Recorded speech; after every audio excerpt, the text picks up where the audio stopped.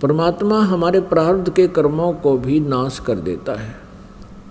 परमात्मा के गुणों में ये भी है कि परमात्मा परमेश्वर पूर्ण ब्रह्म हमें साप से भी मुक्त कर सकता है, श्राप से। जैसे हमें इन 3 तापों से भी परमात्मा मुक्त कर सकता है।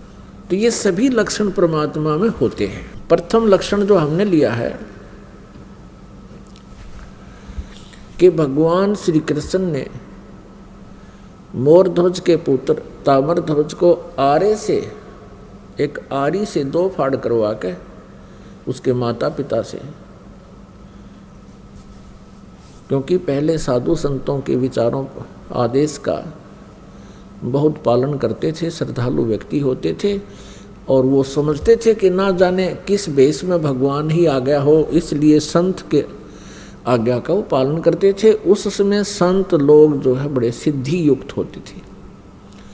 सिद्धि क्या होती है कि ईश्वरीय भक्ति से, परमेश्वर की भक्ति से उन्होंने कुछ संग्रह कर ली होती है, पावर परमात्मा की ही पावर को संग्रह कर लेते हैं। जैसे इन्वर्टर होते हैं, इन्वर्टर चार्ज कर दिए जाते हैं तो वो उनकी बैटरी चार्ज हो जाती है, कुछ समय के लिए बहुत कार्य काम चलाऊ कर देते हैं। तो वो पावर है कहाँ से ग्रहण की उसने? थर्मल प्लांट से। तो एक इन्वर्टर थर्मल प्लांट जितना कार्य नहीं कर सकता, इतनी क्षमता उसकी नहीं हो सकती। तो जितने भी ऋषि महर्षि जिनमें सिद्धियाँ थी, जिन्होंने 7 समंदरों को पी लिया फिर वापस छोड़ दिया, जिन्होंने पहाड़ उठा लिए आकाश में उड़ गए, ये इन्वर्टर थे। और जैसे श्री कृष्ण जी ने ताम्रध्वज को जीवित कर दिया, सुदामा जी का महल बना दिया, ये श्री कृष्ण तक भी इन्वर्टर थे, वो थर्मल प्लांट नहीं थे। अब ये एक बार ये बात जो दास ने कही है तो ये बड़ी खटकेगी उस व्यक्ति को जिसने आज तक ये तत्व ज्ञान नहीं सुना और लोक वेद से वो रंगा गया है। लोक वेद किसे कहते हैं? जो दंत कथा होती है, सुना सुनाया ज्ञान, अक्षेत्रीय ज्ञान, एक दूसरे से सुना हुआ ज्ञान, उसको लोक वेद कहते हैं। पुण्यात्माओं, श्री कृष्ण जी और अर्जुन मोरध्वज राजा के घर चले गए एक साधु रूप बना के। उस दिन मोरध्वज अपने पुत्र ताम्रध्वज को राज्य अभिषेक कर रहा था और साधु संतों के वहाँ आगमन को बहुत शुभ मानते हैं। ऐसे शुभ अवसर पर उनका आशीर्वाद प्राप्त करते हैं। उनका आशीर्वाद प्राप्त करने के लिए उनकी प्रत्येक आज्ञा का पालन करते हैं, उनकी सेवा शुश्रूषा करते हैं, जिससे वो प्रसन्न हो जाए। उनको प्रसन्न करने की हर संभव कोशिश की जाती। तो श्री कृष्ण जी ने एक माया से, अपनी सिद्धि से एक सिंह बना लिया, शेर बना लिया और दोनों पहुंच गए राजा मोरध्वज के बाग में। जब राजा को पता चला कि साधु संत आए हैं, उनको संदेशा भिजवाया कि आओ महाराज भोजन पाओ। लेकिन श्री कृष्ण जी ने कहा कि राजा स्वयं हमें आमंत्रित करने आएगा तो हम प्रवेश करेंगे उसके घर पर। राजा को पता चला, मोरध्वज तुरंत चल पड़ा नंगे पैरों और भगवान से अर्ज की, घर पे ले आए। घर पे विराजमान हो जाने के उपरांत आसन दिए और कहा भगवान भोजन पाओ। श्री कृष्ण जी जो साधु रूप में थे, पहचान नहीं पाए थे मोरध्वज, उनको संत मान रहे थे कि जो आज्ञा महात्मा। तो श्री कृष्ण जी ने कहा कि मोरध्वज पहले हमारे सिंह को भोजन खिलाओ, शेर को। जो आज्ञा महाराज, मोरध्वज ने कहा। श्री कृष्ण जी साधु रूप में श्री कृष्ण जी ने कहा कि बात सुनो, ये शेर जो है, ये सिंह किसी पशु पक्षी का मांस आहार नहीं करता, ये नरभक्षी है, ये मनुष्य खाता है, मनुष्य का मांस चाहिए। कि जो आज्ञा महाराज, मोरध्वज ने कहा। फिर श्री कृष्ण जी ने कहा कि कहीं कोई पल्लेदार को पकड़ जावे, उसका मांस नहीं खाएगा। ये मांस खाएगा तुम्हारे एक परिवार के सदस्य का। तब मोरध्वज ने कहा, जो आज्ञा महाराज, कि जाओ फिर करो तैयार। अब मोरध्वज ने ताम्रध्वज और रानी से कहा कि साधु महात्मा आए हैं, उनकी कंडीशन है कि पहले सिंह को भोजन कराना है और शेर मांस मनुष्य का खाएगा, और यहाँ तक भी उन्होंने कह दिया है कि ये मांस आपके घर के सदस्य का ही खाएगा। मोरध्वज जी ने कहा कि देखो, पुत्र सियाना हो गया, युवा हो गया है, राज्य अभिषेक अभी इसको कर देते हैं, ये अपना राज्य संभालेगा, तुम माँ और पुत्र दोनों राज्य करना, और मेरा काम पूरा हो चुका है, और मैं साधुओं के सिंह का भोजन बन जाता हूँ। तब रानी ने कहा, देखो, मैं पतिव्रता स्त्री हूँ, और पतिव्रता स्त्री से पहले उसका पति यदि मृत्यु को प्राप्त हो जाता है तो उसका जीवन नरक होता है। मैं नहीं जी सकती, और मेरा काम क्या था? मेरा काम था आपका वंश चलाना। आपका वंश चल गया,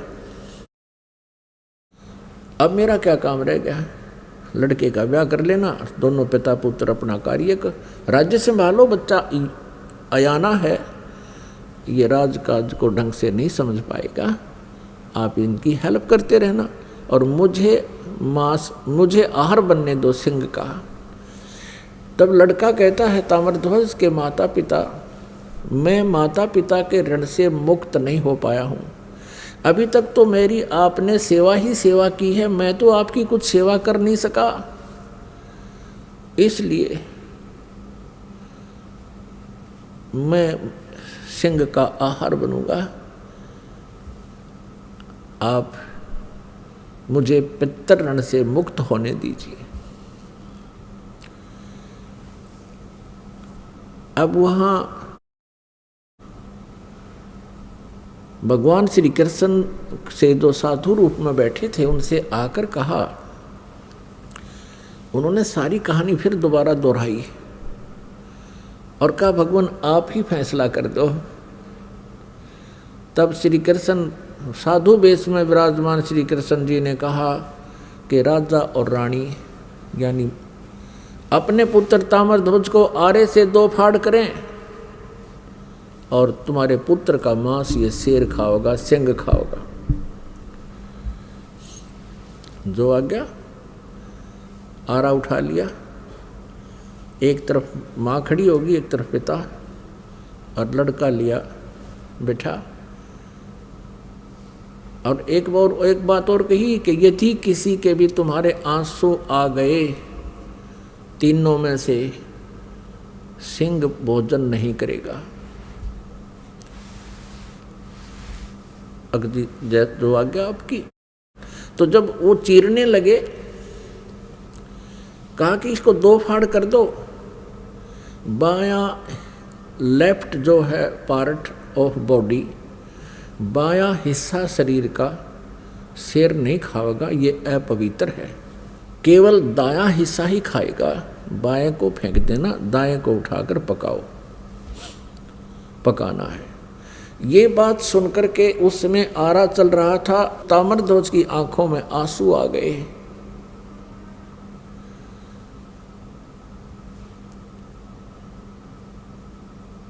तो श्री कृष्ण जी साधु वेश में थे, उठकर चल पड़े कि तुम तो रो पड़े भाई, तुम्हारा सही प्यार नहीं प्रभु में, तुम्हारा कच्चा प्रेम है, ये मांस नहीं खाएगा। तब तक ताम्रध्वज मर चुका था। अब मोरध्वज कहता है कि हे भगवान, बालक था, इसको समझ नहीं थी, मुझे चीर लो, मैं नहीं रोऊंगा। तब रानी कहती है, आप रूठ को मत जाओ, मुझे आहार बना लो, हम नहीं रोएंगे, बालक था। इस बात से वो बड़ा प्रसन्न हुआ। श्री कृष्ण जी साधु रूप में वापस आकर बैठ गया और लड़के को जीवित कर दिया। तब लड़का जीवित हो गया। ताम्रध्वज ने कहा कि प्रभु, मैं रोया इसलिए था मैं कोई इसलिए नहीं रोया था कि मेरी जान जा रही है, मैं इसलिए रोया था कि मैं इतना नीच व्यक्ति हूँ कि मेरा आधा ही बॉडी, आधा ही शरीर आपके काम आया, मैं तो इसलिए रो रहा था। अब उसको जीवित कर दिया। अपने आत्माओं, इन कथाओं से हमने बहुत कुछ सीखना होता है। अब ये तो कुर्बानियाँ की मोर ध्वज जी ने श्री कृष्ण जी के लिए, एक परम संत पूर्ण परमात्मा मानकर। अब उनका कोई से का कल्याण नहीं हो सकता था, ना श्री कृष्ण का कल्याण हुआ, ना श्री कृष्ण उनका कल्याण कर सकते थे। लड़के को जीवित कर देना, इन प्रभुओं में गॉड पावर होती है, जैसे इन्वर्टर वाली। एक इन्वर्टर की क्षमता होती है, वो केवल 2 बल्ब भी जगा सकता है। एक इन्वर्टर की ऐसी क्षमता होती है कि वो कूलर भी चला दे, 2-3 बल्ब भी चला दे, और कोई छोटी मोटी हैंडपम्प की मोटर भी चला दे, आधे हॉर्सपावर की। लेकिन फिर भी वो अक्षमता उसकी कंप्लीट नहीं, पूर्ण नहीं होती, पर्याप्त नहीं है। और थर्मल प्लांट से 3 फेज की लाइट चला दे, डूंडा ठा दे, 10 हॉर्सपावर की मोटर हो और पूरे पंडाल में चमका दे। तो ऐसे अंतर है इन भगवानों में। अब यहाँ आप जी के लिए इसका एक निष्कर्ष निकाला है परमेश्वर कबीर जी ने। कहते हैं, महिमा की जय संत की, तन मन धन सब दे, सिर मांगे टाड़ा नहीं, मोर ध्वज लख ले। कि संत, जब परम संत तुम्हें मिल जावे उस समय, उस संत की इतनी आदर सत्कार और आज्ञा का पालन करना। यदि सिर भी मांगे, नाटना नहीं, सिर मांगे टाला नहीं, मोर ध्वज लख ले, मोर ध्वज को देख लो। पुण्यात्माओं, अब अकाल गिर गया साधु संतों का इस कलयुग के इस पीरियड में। ये नकली, पाखंडी और डोंगी, इनका सत्कार हो गया है और इन्हीं का बोलबाला हो रहा है। इन्होंने बैठा दिया भक्ति का और भाव खत्म कर दिया भक्तों का। अब पुण्यात्माओं, इस लक्षण से हमने श्री कृष्ण जी को परमेश्वर मान रखा था कि उन्होंने मोर ध्वज के पुत्र ताम्र ध्वज को आरे से 2 फाड़ करवा के जीवित कर दिया। यही श्री कृष्ण जी अपने सगे भांजे अभिमन्यु को जीवित नहीं कर सके, जो महाभारत के युद्ध में चक्रव्यूह के अंदर मृत्यु को प्राप्त हो गया था। सुभद्रा रो रही थी, जो श्री कृष्ण जी की बहन थी, अर्जुन के ब्याही थी। सुभद्रा पुत्र था अभिमन्यु। 500 पांडव रो रहे थे, सुभद्रा रो रही थी, श्री कृष्ण रो रहा था और पांडवों का कुल नाश हो रहा था। श्री कृष्ण जीवित नहीं कर सके। वहां तो पंगा पा दिया, जाके खुद चरवा के जीवित कर दिया लड़का मोर ध्वज का पुत्र, और वहां सुभद्रा पुत्र को श्री कृष्ण जीवित नहीं कर सके।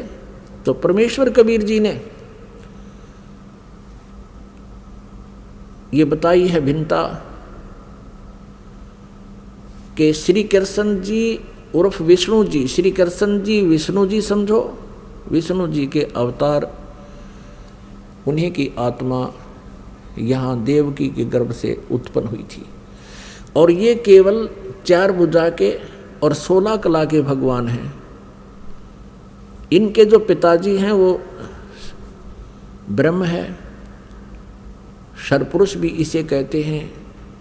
वो 1000 भुजा का भगवान है और उसकी 1000 ही कलाएं। तो इस प्रकार इनकी हॉर्स पावर समझो, ये हॉर्स पावर है, ये 16 हॉर्स पावर के हैं। इनका पिता 1000 हॉर्स पावर का है और अक्षर पुरुष है वो 10,000 हॉर्स पावर का है। और ये परम अक्षर पुरुष, सत्य पुरुष, ये इसकी हॉर्स पावरों की कोई गिनती को ना, असंख्य, अनलिमिटेड। तो जो कार्य पूर्ण परमात्मा कर सकता है, ये अपूर्ण भगवान नहीं कर सकते।